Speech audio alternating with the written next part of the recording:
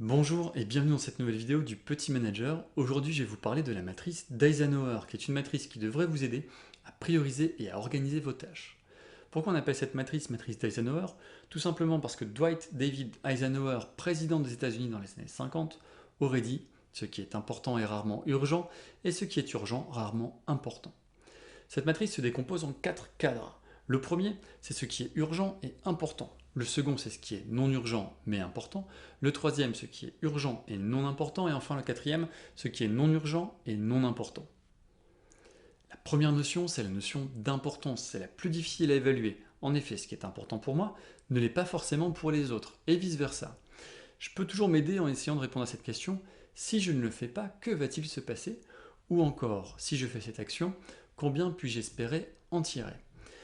Mettez-vous également à la place des collaborateurs qui vous sollicitent, car si ce n'est pas important pour vous, ça peut l'être pour eux. Par exemple, valider les congés des collaborateurs, c'est extrêmement important s'ils ne veulent pas, par exemple, voir partir leur location. Donc évitez la procrastination et faites ce que vous pouvez faire tout de suite lorsqu'il s'agit de sujets notamment importants pour les autres. La deuxième notion, c'est la notion d'urgence. En effet, celle-ci est beaucoup plus facile à évaluer car lorsque quelque chose est urgent, cela s'impose à vous, vous n'avez pas d'autre choix que de le traiter immédiatement. Si on s'intéresse maintenant à la répartition des cadres, le premier, ce sont les activités qui sont importantes et urgentes. Ces activités doivent être faites immédiatement ou à la fin de ce que vous êtes en train de faire. Si vous ne les faites pas rapidement, les répercussions pourront être importantes. Les deuxièmes activités sont celles qui sont non urgentes mais importantes. Il faut veiller à les planifier pour les faire dans un temps imparti. Si vous les mettez de côté trop longtemps, celles-ci pourront devenir potentiellement urgentes et devront être faites du coup dans la précipitation. Le troisième cadre, ce sont les activités urgentes et non importantes, celles que vous pourrez alors facilement déléguer. En effet, lorsque la notion d'urgence s'impose à vous, si elle n'est pas importante, elle n'a pas de raison d'être traitée par vous-même. Et enfin, le quatrième cadre, ce sont les activités non importantes et non urgentes, les activités qu'on peut facilement mettre de côté, voire mettre à la poubelle. Néanmoins, des activités non urgentes et non importantes récurrentes sont le signe d'un dysfonctionnement de l'organisation.